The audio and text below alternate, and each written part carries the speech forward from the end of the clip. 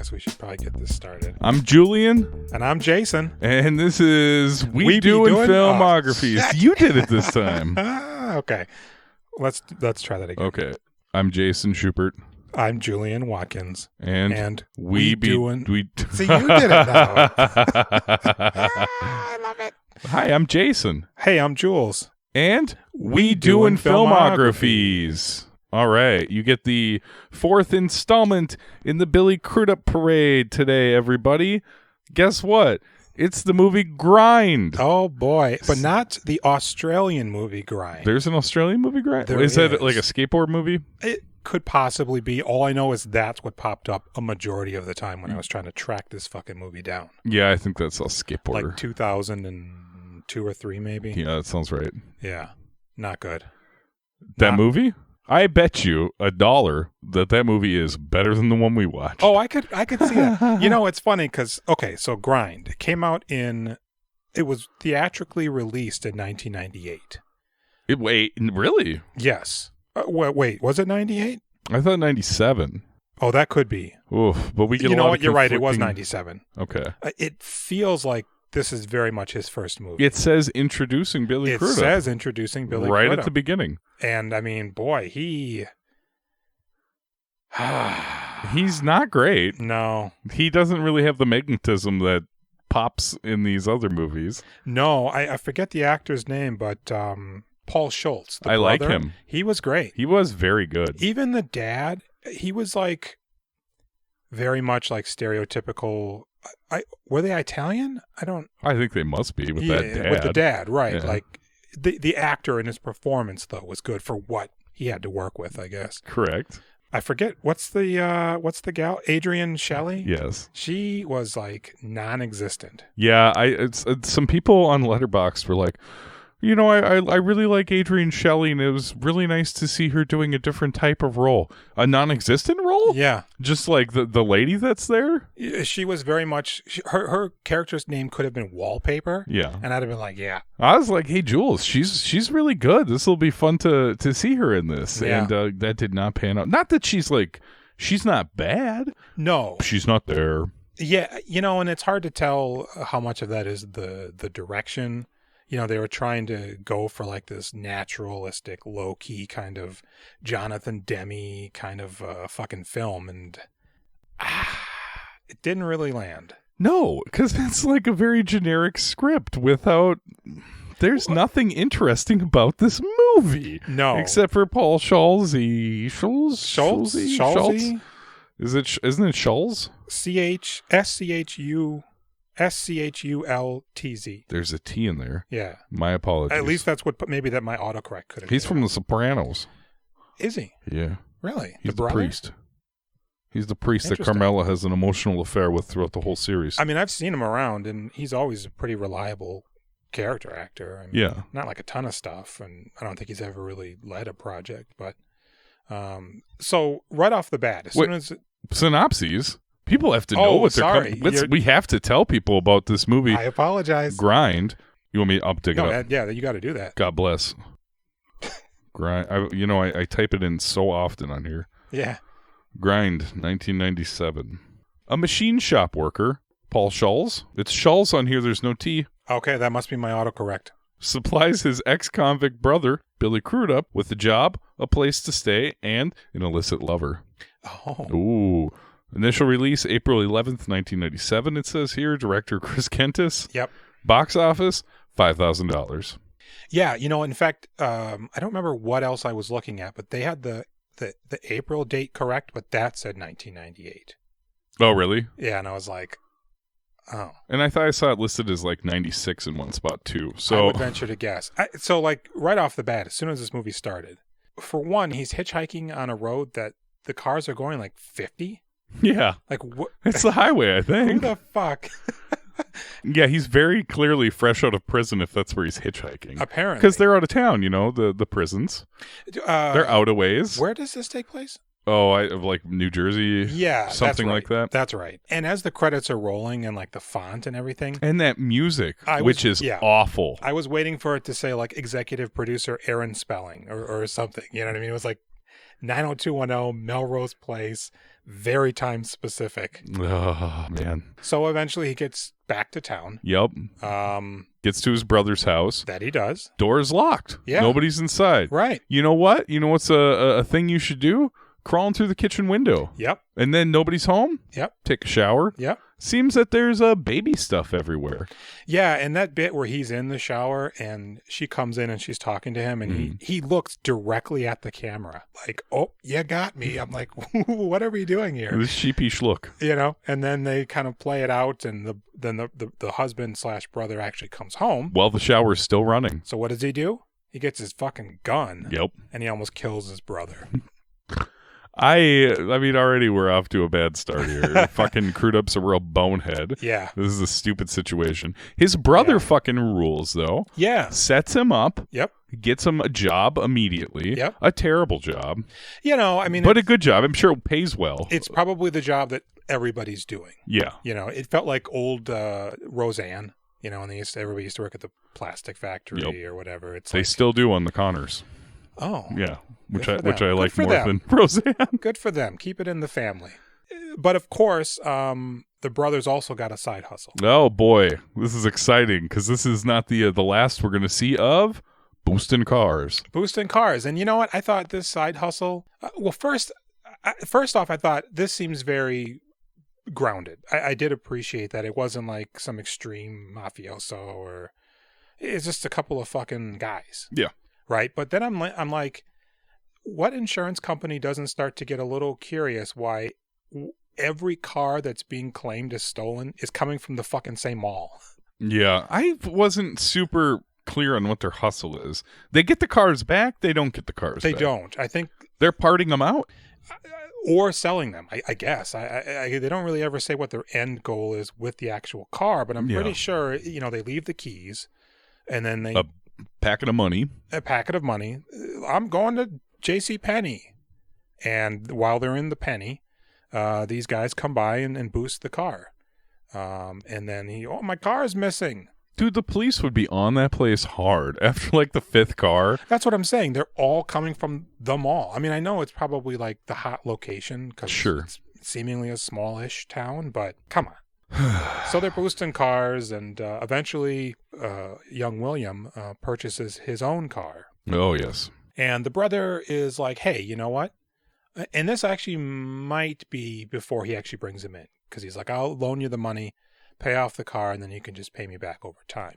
Which is so nice. Oh, that's like killer move right there. And you know, he's got a child and a wife, and he's still letting his convict brother live with him. Yeah, and I mean, sure, he's splurging on universal remotes left and right, but I mean, the guy's got money. He wants to get a good remote. Because the other ones were crap. He very, very clearly... You really locked into this universal remote talk, Hey, huh? that thing, I thought it was like a cell phone. It was so fucking big. Like a brick phone. Nah, it's just a remote. Controls the VCR and the TV. Yeah, for the it's universal 19-inch color TV or whatever. So Crudup gets a car and he starts working on it. I think it's a Corvette Stingray. Yeah, it says Corvette on the back. Yeah. I don't know cars, but it sure do say Corvette. Yeah, and it also say Stingray on the side. Okay. So if we put the two, I think we're close. Stingray Corvette. Stingray Corvette. Is that how you say That's it? how you... Stingvet Corvette. Oh. That was off the... There's Italian. no cut in this one. I want you to know that came immediately off the top of my dome. Nice. So then it becomes apparent that William likes racing. This is what he used to do, right? This is why he ends up in prison. Yeah. It's revealed later. Yeah, he was a street racer, I believe. Maybe he was also on this racetrack because it's like an official racetrack. Yeah. And it looks like they used stock footage that was like 20 or 30 years old. No, are you talking of the cars racing or the people in the stands? Everything. The people in the stands are very clearly people from the mid-'90s, but in this area. I suppose. The cars, just arranging them, setting them up. Some of it seemed like maybe it was like we just didn't have anything to do this. Because we don't really even see them race all that much until it's actually Billy doing the race. Yeah. He's standing there watching it go by and you hear, but you don't really... the budget was probably not extremely high in this movie. No. So he liked the race. He sure does. And then, do we want to... he starts spending time with the sister, his brother's wife. Well, first, before that, You're gonna bring in Amanda Peet? Amanda Peet. She lights this movie up. You think so? I thought so. She's okay. I mean, she's very much Amanda Peet.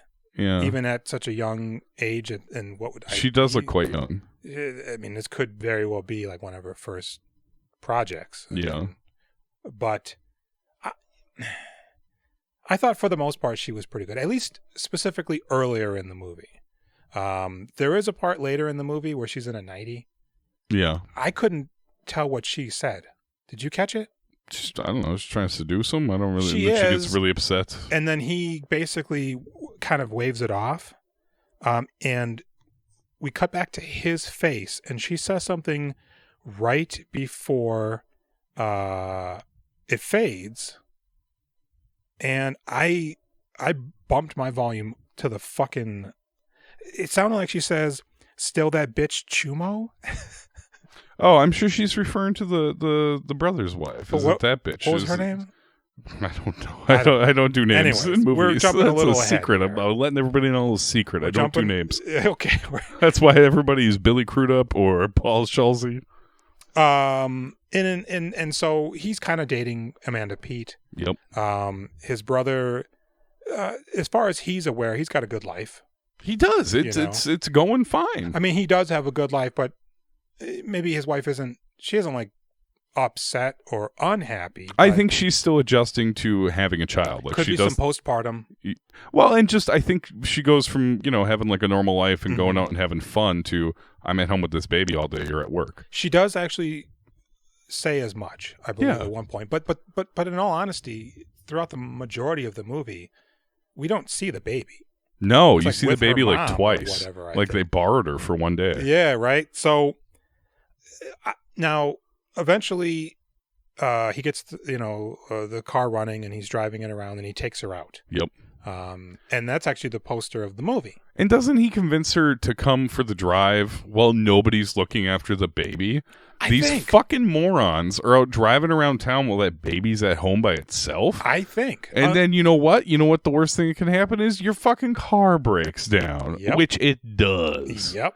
I mean, your baby's probably fine. Right. But that's pretty fucked up. That is pretty jacked up. And what if a bunch of crows get in there and they're hungry for baby? It really didn't even take much prodding. He was like, "Let's go for a ride." She's like, "No, I can't." He's like, "Come on." She's like, let's go fast. Let's go fast." They're free for a brief moment. And this is when they start kind of getting a little affectionate. A little bit. It's like a little bit inappropriate, but also at the same time, like, hey, they're friends. That's cool. You should be friends with your brother's wife. Yeah, it kind of seems like they're very much forming a sort of brother sister-in-law kind of a relationship. Yeah. But there is sort of a little bit of like, this is new and exciting. It starts shifting just a little bit as we go. And I mean, basically, so then she asks him when they're out outside in the backyard, like, hey, why did you go to jail?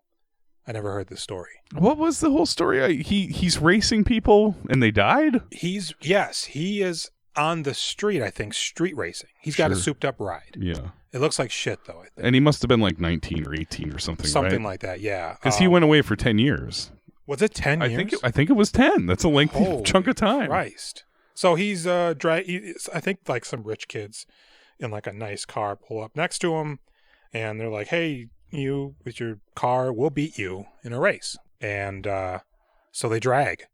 And I'm not sure if they if they lose control or if like, because they're just going through red lights, I think he says. I thought I heard something. I thought I heard the dog breathing. I'm like, how is that? Does he have a mic? Yeah. The dog mic. The dog now? He goes like this. So eventually there's some sort of a collision. It's a hum. A little hum. Not a hum. It's like a... I mean, is that me? Is that me breathing? Is that fat smoker breath? Belabored. It's fine. So yeah, the other guys die, and he even says, the reason I went to jail is because I was the only one who lived, basically. Yeah, you shouldn't have been participating in that bullshit, bro. You should have gone to jail. Yeah. Fuck you. I thought that was probably definitely his best moment in the entire film. When he just got this sort of soliloquy. And I was not paying attention to this. What happened? Well, I have stories about watching this movie. Okay, so eventually, I mean, shit's going on. You know, the brother's trying to get him in on the deal, and the guy's like, no ex-cons, no please. ex-cons. And then Billy Crudup steals a random car and brings it to the guy. Well, this is specifically because dipshit Crudup bet his pink slip on his Corvette Stingray, and it didn't even move past the finish line. Yeah, so he's just out the car. Yeah, and his brother's like, "Man, you fucking motherfucker! Mm-hmm. What do you? I get you a car and you fucking bet it?" Yeah, he's such a piece of shit. You know, God, yeah, because he's like hanging out, you know, with some dudes, and he's like looking in the hood, hey, and then they get in the line, and he even gets like a pretty nice local boy introduction. Boom, hits the green, and they did a really stupid thing where camera pans as the car flies off the line, and then it goes back. Yeah, we hear it's smoking. It's like, where's the wah wah horn? You know, this is fucking ridiculous. And is this a convict mentality, or is this a convict mentality that movies have taught me that when they get out, gotta go big to try to get my life back? I need big moves to get big money. Nobody tells me how to do anything. I'm gonna bet this car. Oh God, I have nothing. It seems like this is a thing that happens in movies. Well, yeah, that is very true. In this one, specifically though, his brother actually does mention at one point how he's always been good at losing shit, cars and such to the race life and decades of your life. You know, if he would have just moved out to Los Angeles, he could have rolled around with them Fast and the Furious boys. Oh, that's true. Gone over to that Race Wars. Man, he could have been having. You ever see that movie? Race Wars? No, the Fast and the Furious. That's the name of the racing event. Race Wars. I live my life a quarter mile at a time. Well, obviously. Yes. So he randomly steals a car, probably jeopardizing a wild amount of undue heat. Yeah. Right? Because it's not. He just picks a nice one. Yeah. Steals it in broad daylight. And brings it back. Like, hey, here's a car. And the guy's like, you fucking guy, you're in. He comes home, gives his brother a big chunk of money to pay off the money that he owed on the Corvette. He goes, what's this? He goes, I got a job. I went to see Jackie. Jackie. You know. Because Jackie's one of the few good parts of the movie also. That's true. He's like not a great actor, but like he's got a vibe. He's got a vibe that sells it. I liked him. Yeah, he very much feels like when the Afflecks use local boys in their movies. Sure. Like just a guy. Maybe he was a community theater guy. Maybe he's an actor. I don't know. But life's going pretty good. You know, they're making money. He gets another car. He does. Adrienne Shelly insists upon it. Was it a Mustang? I don't know. It was nicer than the other one. I think it was a Shelby Mustang. Shelby? A Shelby Mustang. I think. It was a red. Was it red? I got a Mazda. Don't know. So they go out for a drive one day and end up sitting in the grass. Are they picnicking or they're just sitting? They're just sitting, but there's a turtle. Oh, yeah. They're playing with that turtle. Right? I'm looking at it and I'm like, why does that look like a turtle? What are they doing?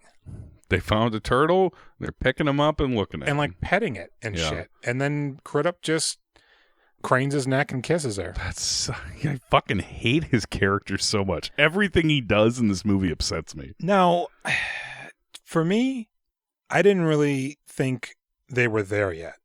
No, they're just hanging out. They hang out. And doesn't she? She's like she's kind of giving him eyes on one of the car rides that they have, where she's kind of tilted towards him a little bit. Kind of. But I mean, it mostly just seems like she has nothing else going on. Yeah. She doesn't work. She doesn't apparently have friends outside of. That's true. You never see a single friend come visit her. You know, it seems like everybody at like the cookout and such, or when they're doing the cake for Crudup when he comes back. Yeah. It just seems like people that they know or live there, but maybe more know the brother. And I think they're all the guy's friends from high school. That's kind of how it seems, man. Like, I don't know how he must have just got her pregnant and was like, well, I got to marry her now. Because it doesn't seem like I think so. There's any reason why the Catholics, they would have been together otherwise.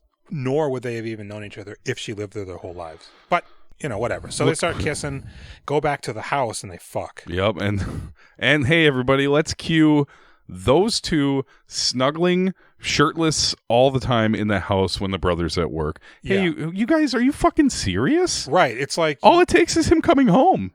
You know what I mean? Anybody.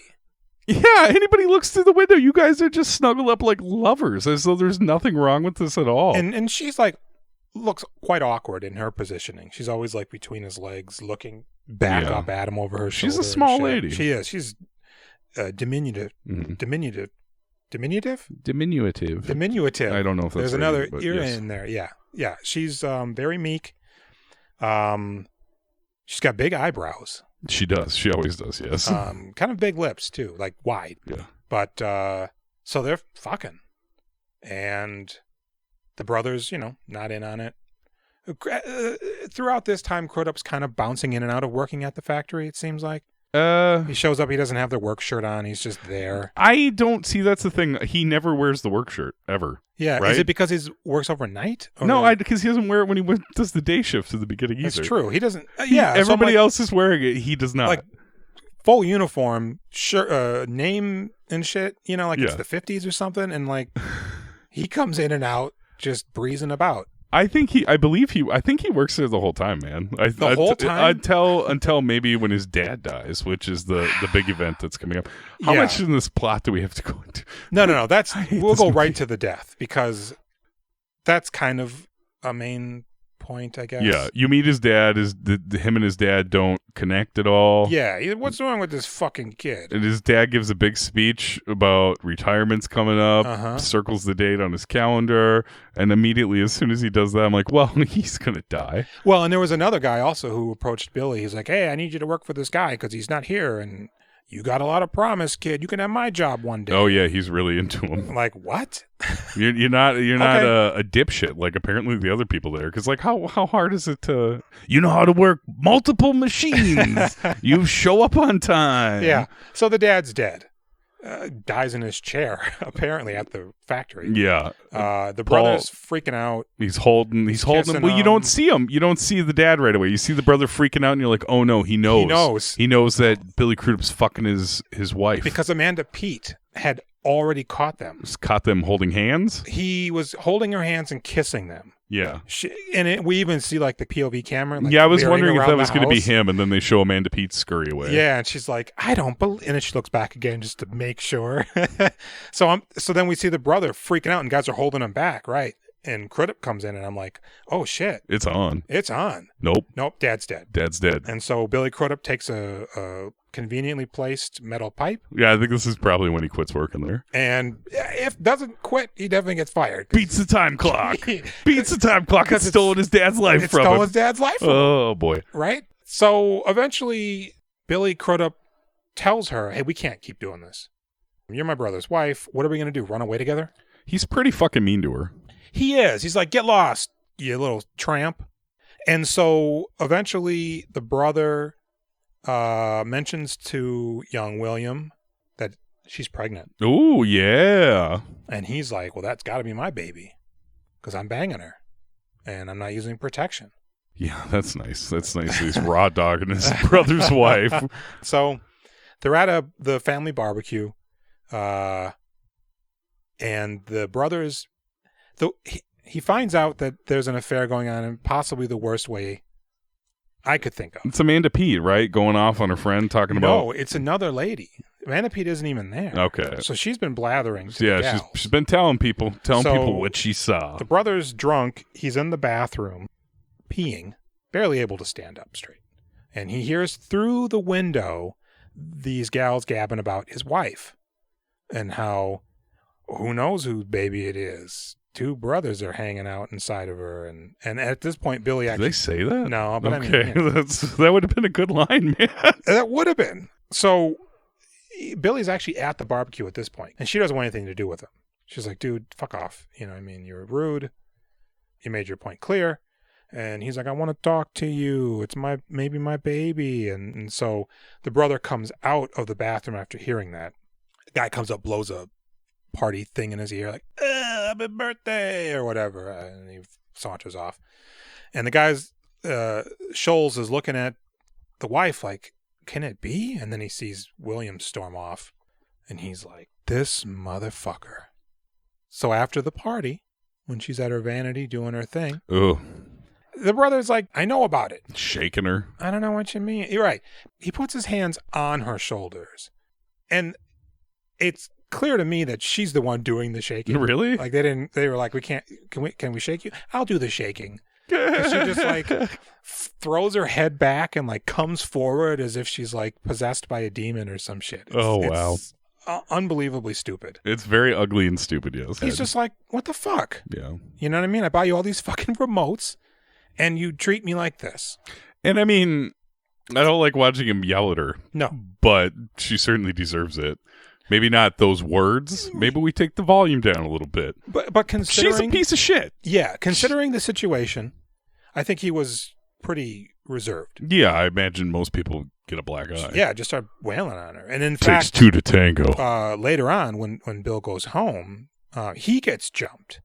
Yeah. And I thought, the brother... They're doing a Amores Perros over here, and the brother hired a guy to beat him up. Yeah. No, it's Amanda Pete's ex-boyfriend. I guess. Yeah. He's big. He attacks him from behind and beats him up. It's so stupid. You leave her the fuck. It's like, what? Where did you come from? Yeah, I'd never seen you before, guy. Because, I mean, they mentioned earlier that she was quote-unquote engaged, but she's like, where you been? I ain't fucking that dude anymore. And so now for the duration of most of the rest of the movie, Billy's got a black eye. Billy's got a black eye. He's still working for Car Booster. Yeah. His brother and him are lined up to steal a car. Mm-hmm. But his brother can't do it, right? Is that what happened? Okay, his brother bails out. I think he calls him and he's like, I got no one else. You know what I mean? Like, fuck the past or whatever. I think it was his brother who called him. Somebody called him. And so he goes to boost the car, and as soon as he gets out of the lot... Police. Woo, woo, woo! Right? Maybe it's what we were thinking. There was all these cars that were stolen out of the same fucking parking lot. No, it's a setup, right? It's a setup. We don't know for sure. No, so Billy, he breaks out. He escapes. He manages to escape and ditch the car. But is there somebody else? Because I think there's usually two of them. Because they follow somebody right back to the... Or they just go right to the Or they go right shop. to the garage. Yeah, it's hard to Either say. way, the police swarm Jackie's in fact, because place. if they were tipped off, they're probably... If they lost Billy, they assume the car's there. Oh, so maybe that's why that guy's why not in jail. There doesn't seem to be any legal ramifications. The car's not there. There we go. Boom. This movie's fucking brilliant. But they know that Paul Schulze, the brother, set them up. Yeah. And they're not too happy Yeah, about because he says, I knew about it. You knew about it. What the fuck? It must be my brother. And so he's like, look, please don't hurt my brother. Take my nice car. Even though I'm fucking his wife. I care about him. This is where the car went. Okay, I was wondering where the car went. He tosses him the keys, and the guy goes, all right, it's forgot about. Get the fuck out of here. I don't want to see you again. But the brother goes there. For work, I guess? Something. And somehow Billy calls the wife. He's like, I need to talk to him. Oh, no, he's at Paulie's. He's about to get killed. So he fucking runs there because he's in a car. So he grabs the gun. He takes her car. Yeah, he goes, Does he take her car? I need your car keys. Don't give this guy a car. He always loses the cars. Right. Don't give it to him. No. Is that when he went over there and was like, let's leave together? I have no idea. Because he goes over there and he's like, let's run away. And she's like, no, we're done. Yeah. And then he runs into the bedroom and he grabs the brother's gun. Oh, yeah. Her car keys. Yeah. All right. And then he goes to Paulie's. And Paulie's got some guy there. Some out-of-town guy or something. Mm-hmm. And Billy comes in with the gun cocked. And he's gripping that thing so tight. It's like he's fucking trying to make diamonds. So much I wanted him to just shoot Jackie and the other guy right in the head and be done with it. Yeah. No. He tries to save his brother's life. Yep. He says, don't you know who this guy is? Yeah. And then his brother punches him in the face. He drops the gun. Yep. And now the hitman has your gun. Yeah. And Jackie's no longer scared. Boy. And he makes Billy Crudup blow the gun. Yep. Fellatio on the gun. And I was thinking, this is stupid. I've seen this in movies. Yeah. We saw that in Killer Joe, right? We watched that when we went to see it in the theater. I don't like it. A lot. But also, even though I hate seeing it, it's a pretty fitting punishment for this sack of shit scumbag to make him suck this fucking gun in front of these other people. And not only that, not knowing who this guy is, having never seen him before. He may just pull that trigger any second that it's in your mouth. We don't know where this movie's going. No. Right? It's the 90s. Very often, these characters are just killed. And that's the resolution. I really wanted to see some death. Yeah, and so Paulie's like, dude, don't kill any of these guys. I'm calling it off. And the guy's like, you fucking owe me, Paulie. Jackie. And he punches the wall like, God damn you fuckers, get the fuck out of here. And so they leave. And time passes. I think. Wait. How do we know time passes? I'm going to tell you how we know time passes. Yeah. Billy Crudup shows up with a goatee. He does. The time passing goatee. I mean, we're talking about ages. We 4 weeks. It's and you know what? If that goatee didn't tell you the time has moved forward, the baby, now a toddler. Yes. Walking around, smiling all cute. Yeah. So he rolls back into town because he went. I think his plan was to go to Florida or Georgia because he's like, you can race all year round there. And I guess he's successful now because he's back and he's racing locally. And he gives the brother some tickets. And I like this scene, actually, because I thought it felt real. Like they were together still, but it's not the same. The husband and wife. Where's the other baby? She did not keep it. Oh, did they say that? They did. They aborted it. Yes. Okay. I think when he comes to like try to get her to run away with him, I think is when she mentions, I don't have that baby, basically. So, yeah, it's very uncomfortable. It's not very uncomfortable. It's uncomfortable, but you can tell they're trying to make it work. They're gonna work through it. Although Billy is giving her some long glances. Is he? Yeah. When he's like, okay, well, we gotta go. You gotta leave. He's like, okay, and his brother's walking towards him, and he just darts a look at her, and he's just like, it could have been. And he leaves, and we get a last second turn back to the camera. Slow motion, like that 90s slow-mo. Yeah. Like what's wrong with the camera? Did they not invent slow-mo at that point? So they were like just do cutting it slow. out frames or some shit. It's like oh yeah, no, you're right. You know that like stilted. Yeah. Like what? And then that's it. That's the last we see of young William, and a proper introduction to the career that he's got ahead of him. God. After that piece of garbage. So I have a lot of thoughts here. Number one, I watched this movie in a very fucked up way. Okay. I borrowed the DVD from you. First off, you're going to talk about how hard it was to get this movie? I had to have it shipped from Florida from a Goodwill. A DVD through the mail. It took about a week. You can't steal it online. You can't stream it anywhere. There's fucking no way you're going to find this. No, thank God, too. Yeah, I was actually I was trying to download it. It never got past 27%. I was like, I'm going to leave the seed on here once it completes so that other people can find Grind. Yeah. Because how terrible that you can't locate this. Yeah. Fucking no way. Yeah. Nobody deserves to have to sit through this thing. No.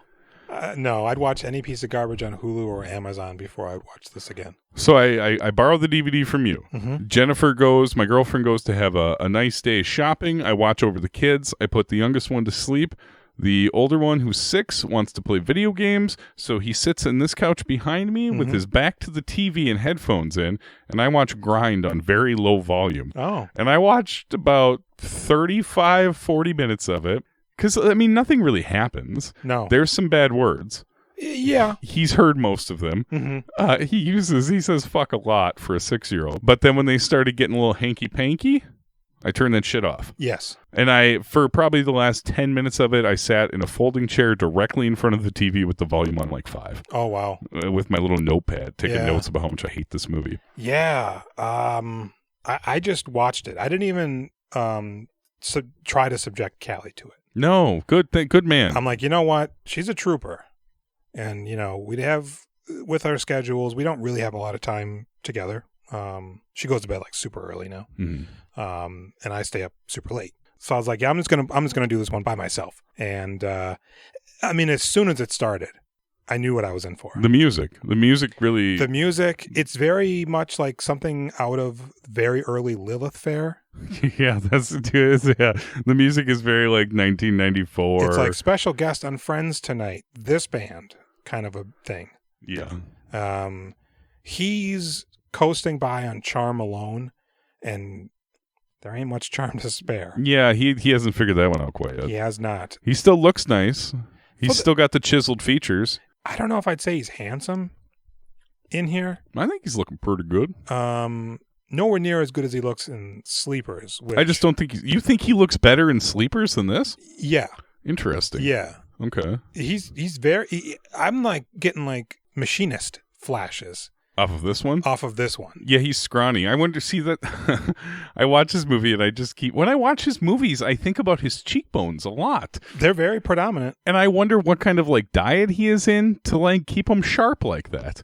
And what he's eating, drinking, or not eating or drinking. If he's like not ingesting any water, like for a day before he starts filming. But yeah, he's very scrawny in this one. Well, I mean, what do you think? He's like 25? Yeah, maybe like 26 something. Yeah. I mean, he's just a 26-year-old guy, trying to break into Hollywood. Oh, I have to pee really bad. But I mean, think about him in that soap opera he's in. Though he's doughy, he doesn't have the sharp cheekbones. That is true. He's not even fat. I think he just has a regular body, and then he figured out how to get that to come out. I gotta go. Oh well, I guess that's the end of the podcast. Boy, this movie sucks. Yeah. Yeah. Her name is Janie in the movie, right? The wife? Because I remember thinking to myself, Janie's got a bun. Her husband wants a son. Ooh, all right, that's pretty good.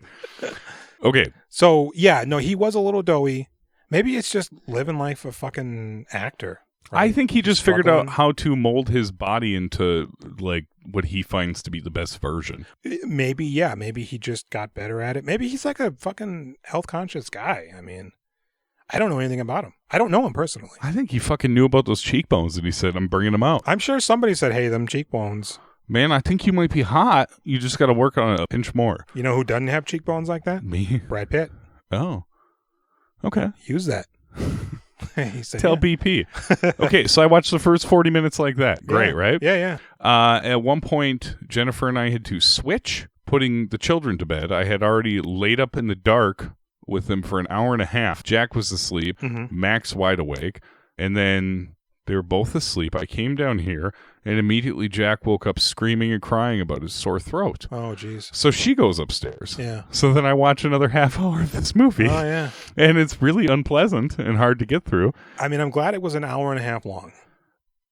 Yeah, that is nice. It felt very long for that. It did. I mean, it did only because it's like, it's very much one of those indie movies where really nothing's going on. No, there's nothing to this thing. There's no connective tissue between a lot of the larger moments. It's just, we're shooting the shit. And now a major event happens. They're trying to do like a slice of life movie, but it needs to be more personal and defined to be a good slice of life movie. Right. If you do it wrong, it's boring as shit like this movie. Yeah, like, I mean, they're completely different, but I look at a movie like Hard Eight. Yeah. Which has a little bit more glitz and glamour because it's in Las Vegas and has an incredible soundtrack. Yeah, I really like that movie. And I mean, so the much. acting is fucking impeccable. I mean, think about how they describe... Not much is going on. They describe the cons, though. In that movie, when they describe the cons, your fucking mind is exploding. You're like, this is so interesting. I want to do these things. The Matchbook story, finding... Don't they talk about how to eat it free at buffets and stuff like that? Yeah, and like, yeah, it's the performances... It's the editing, it's the direction. None of that is in this movie. No. It's the performers are, for the most part, there. I think, like I said, the dad's fine. He seems a little inappropriate to be their father. Yeah. You know? Maybe the one guy's dad, but not both of theirs. No, I would have guessed like an uncle or something. I thought Amanda Peet was great. She's charming. She's cute, you know.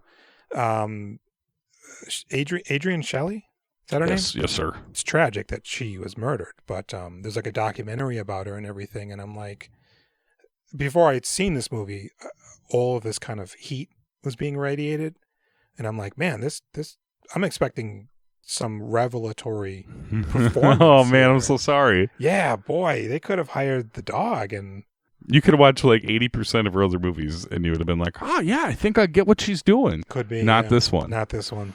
There was one point when I had 28 minutes left of this movie, and I thought I had like 3 or 4. Yeah. I was so upset and angry that there was 28 minutes left of this movie. Yeah. The last 20 or so, I drank 2 beers as fast as I could to try to get me through it. I was pretty drunk by the time, because I drank like 2 beers in about 8 minutes to try to get through the last 20 minutes of this movie because I hate it so much. Yeah.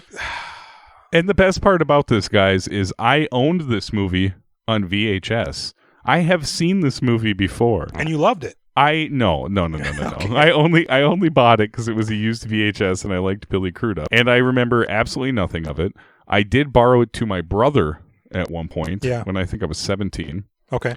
And he was real wigged out by me borrowing him the movie because, he's a convict with a kid and a girlfriend that he lives with, and he's like, "Are you trying to tell me something about?" That's like, really, man? Me? Yeah. You're like me? If anybody's cheating, it would be you. You were the convict character, my brother. I thought that was interesting. It's so fucking weird to have seen this movie before, owned this movie, remember nothing of this movie, other than that I believe I felt it was unremarkable because nothing stuck. It's funny, if they would have taken out the wife love affair aspect of the movie and fleshed out the other parts, might have been fine. It would have basically been Monument Avenue. Oh,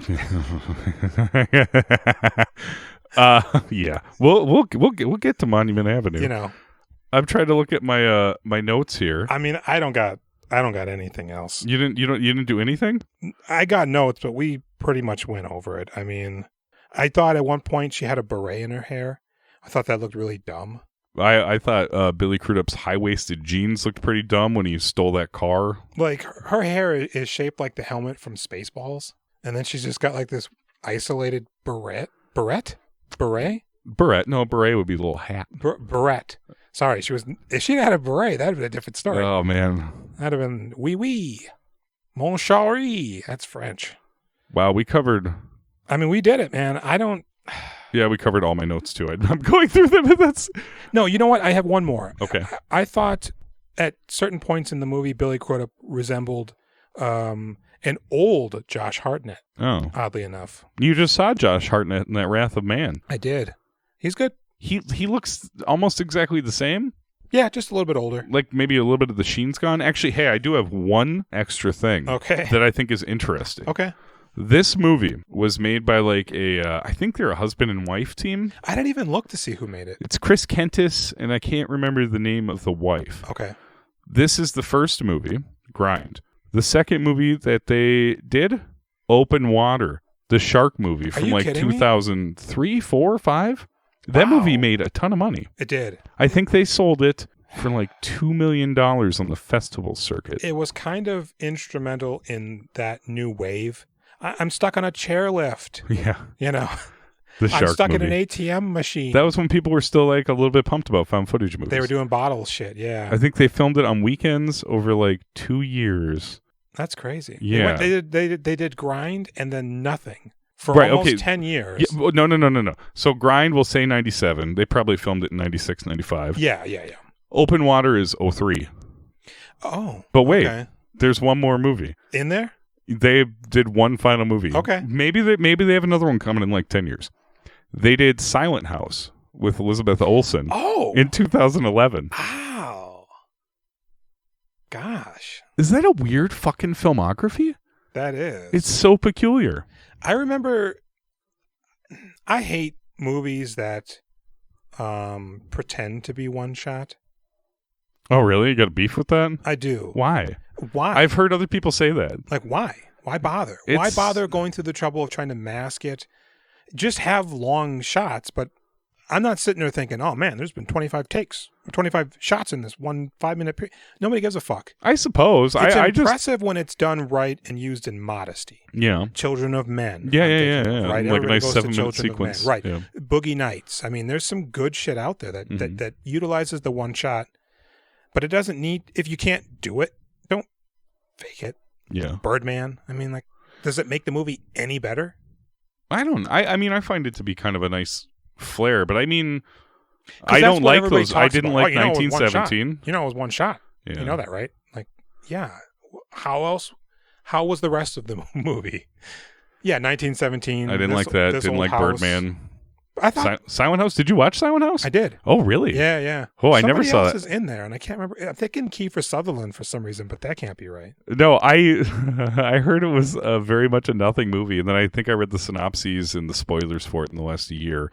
And I was like, that sounds kind of good. Yeah, I mean, in some ways, it's kind of like that movie Identity.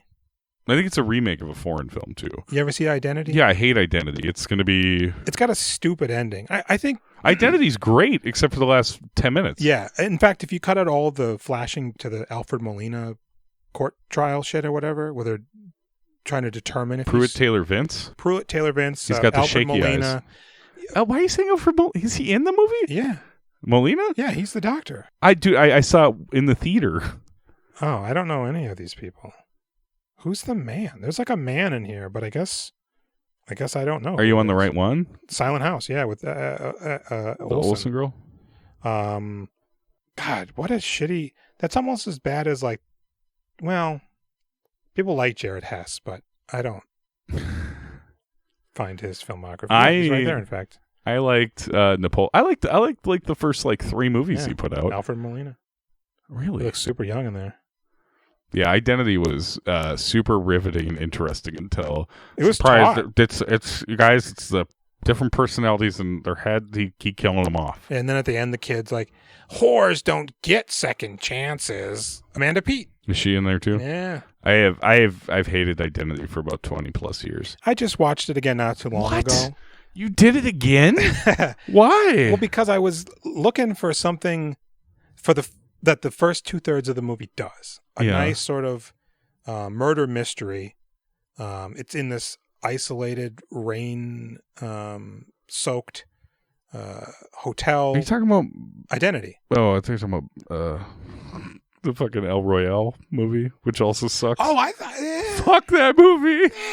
You know, again, the setup is there. See, even the first half, where it was more interesting than the second half. John Hamm? Yeah, I didn't like where it went. And Something Hudson, the singer. Jennifer Hudson. Jennifer Hudson, is she in there? Yeah, maybe she's singing. Jeff Bridges, while he's banging on the floor. Liam Hemsworth. Yeah. Who are the sisters in that one? Oh, I don't know. Bad Times at the El Royale. Bad Times at the El Royale. Bad Times at the Royale. The L. Well.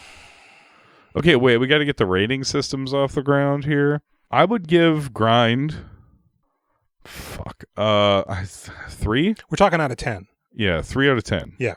What would you, for Billy Crudup's performance, maybe like a 4 out of 10? 5? Yeah. He's not awful. The material's so bad. If the story was better, his performance would be fine. So, all right, 3 movie, 5 performance. Yeah, because I think, again, it comes down to the script. It was, if it even existed, to be honest. I mean, they could have just been like, here's the scene. I mean, this thing's such a piece of shit. You know, they have a very bland script sitting around. I'm sure it's incredibly skeletal, just sort of like, we'll find it kind of a thing. I bet there's a full script, and I bet they felt good about it. Lived together and did this movie and thought, watch out, Hollywood. I think that's what everybody thinks. There are small elements of this movie that I kind of like here and there. Not enough to really save it. Not enough to recommend it. No. I would probably give this movie a 3. And I'd give Billy's performance, based primarily just on that one scene where he talks about the car crash. Yeah, I guess I'd land on a 4 as well. I mean, for the most part, he's leading this movie. Yeah. Right? Even though it's introducing, he doesn't get top billing. I wonder how they found him. Just going to plays? You know what? It probably was. I mean, it's in New Jersey. Maybe it was a New York thing. Maybe they know him. It could be. I'm getting that vibe. Can you call Billy? Let me get him on the phone. It's me, William Crudup. Hey, William. Why did you do this movie? This is my first movie. That's fair.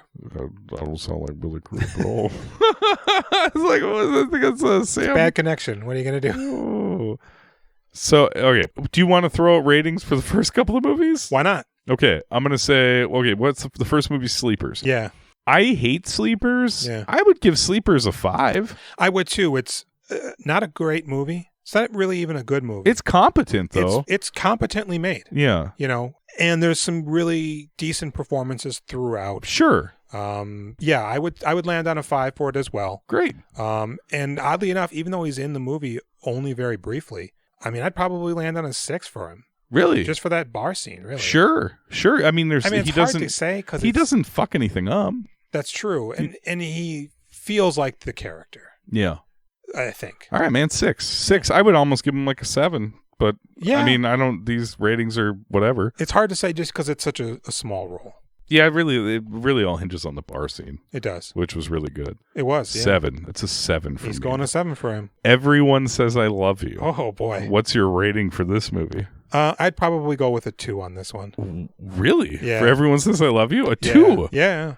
Oh wow. There's no part in it that I felt was really worth anything. I liked a few things here and there. I like Goldie Hawn's performance in the song, as I mentioned. I love Alan Alda. Some of the Lucas Haas stuff was fine, but I mean, it's all superfluous to me. Wow. What? How about Billy's performance? Again, super brief, but incredibly charismatic. I'd land on a 7, probably a high 7. A high 7? Yeah. Amazing. Yeah, he was like an island in the ocean on this one. I think he may even mention that. In fact, so much so that I was like excited for the rest of the movie and then completely deflated the moment it completely ended. Interesting. Okay. I would give the movie a 3. I didn't like it. Yeah. It just wasn't like straight trash though. I mean, it was. I don't know. Yeah, 3. I mean, again, it still felt like a movie. It was like just a movie I very much didn't like. Yeah. But I could see other people maybe liking it. I think 7 is pretty apt for his performance though. Yeah, that's great. I'll take that 7 too. And that leaves us with JC and Inventing the Abbots. Yeah, Inventing the Abbots. That movie on a whole, you know what? I'd probably go with a 7 on that one. Really? Yeah, I think so. Okay. I think, again, it's competently made. It's a pretty good looking movie. For the most part, I thought the performances were all there. I love the mom. There's Jennifer Connelly boob. Yeah. There's Billy Crudup butt. Mm-hmm. There's only a few instances of the music bringing it down for me. And some of the characterizations I felt were not quite there all of the time. Okay.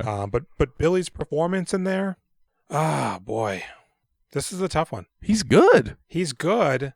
I don't like the character. No, well, the character's he's an asshole. But He is. Boy, God. I think this is his first like real acting gig. It is. You know what? I'm gonna go with an 8 on this one. Dude, I wanted to give him an 8 too. I'm gonna go with an 8. I was a little embarrassed. I was thinking maybe 7.5. No, because like I said, and that's a testament to his ability. Is that I don't like the character. He's simmering though. Oh boy. Yeah. Yeah. Okay. I'm gonna say I almost want to give Inventing the Abbots an 8, but that's like too high because I know there's some stuff I like a lot coming. Hey man, you go with what you feel. I mean, out of the movies that we've seen so far, it's the one that like really made me feel I was really happy that I watched it. Out of the movies that we've seen so far, it's obviously clearly the best one. 8 and 8. 8 and 8. 8 and 8. Crazy 8s. All right, so that's it for the episode? That is. Okay, guys, so next week, Princess Mononoke. Oh God, yeah, that's right. We doing us some anime. Yeah, boy. You can find us on Instagram at We Doing Filmographies. Yep.